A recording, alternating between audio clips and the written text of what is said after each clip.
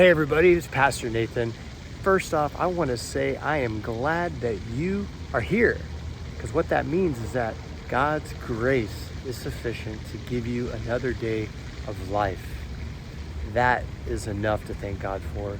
And I'm also thanking God for this beautiful scenery behind me around Playa Vista, so I can enjoy the cool breeze.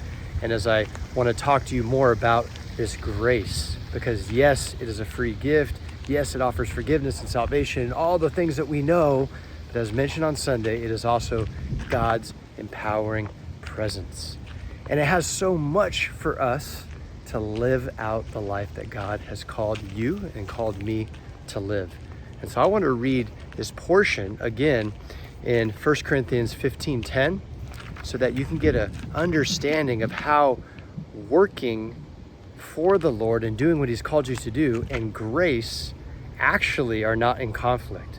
Paul says this, "But by the grace of God, I am what I am as an apostle, and His grace to me was not without effect. It was not ineffective. No, I worked harder than all of them, yet not I, but the grace of God that was with me. Yet not I." See, last week, I had a statement that was another yet, which was, yet God, right?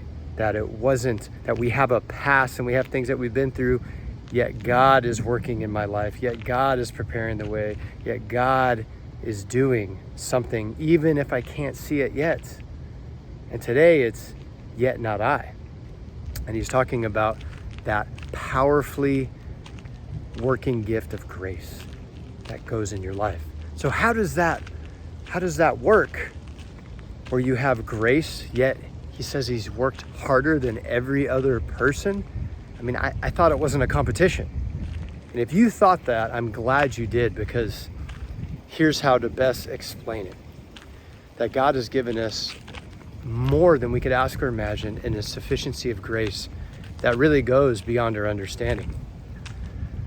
But you see, I have to recognize when I wake up in the morning that that is a free gift. That grace is given to me in the areas that I'm supposed to work for. Not work for salvation, not even work for grace because it's a free gift, but to work in the areas that God has called me to, as Ephesians 2:8-9 says, that He's prepared good works in advance for us to do.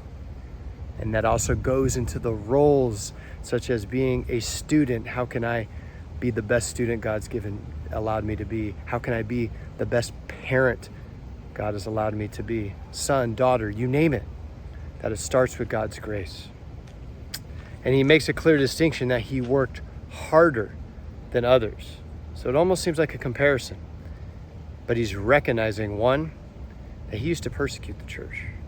He was against the church, and by God's grace, he allowed him to do significantly a lot in a short amount of time compared to others who knew Jesus Christ earlier. That's God's grace.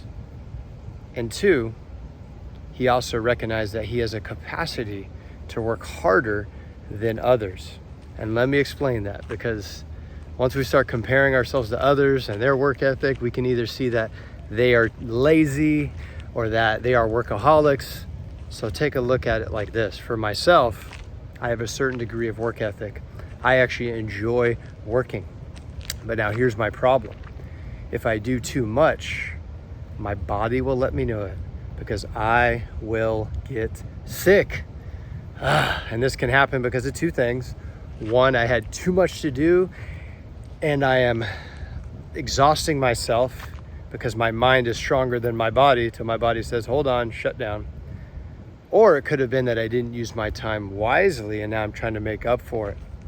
You see, that's the other thing is walking in the Spirit, is understanding the measure of grace that God has given us and doing that in order, so that I have to recognize if I didn't finish everything for the day, I have to trust that it's in God's hands.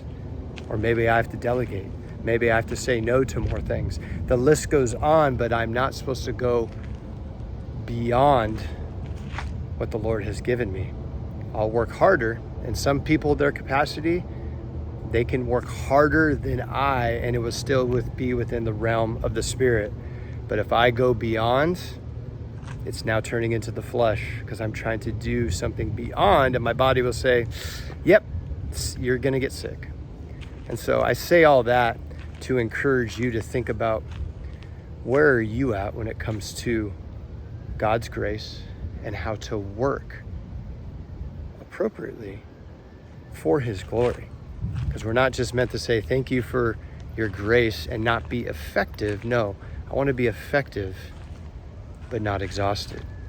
It's a balance. Each of us have that, and we may have to make certain decisions to say no or yes.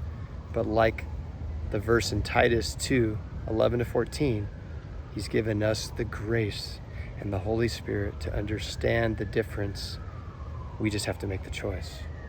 So let's follow the Lord in everything he has for us. God bless you.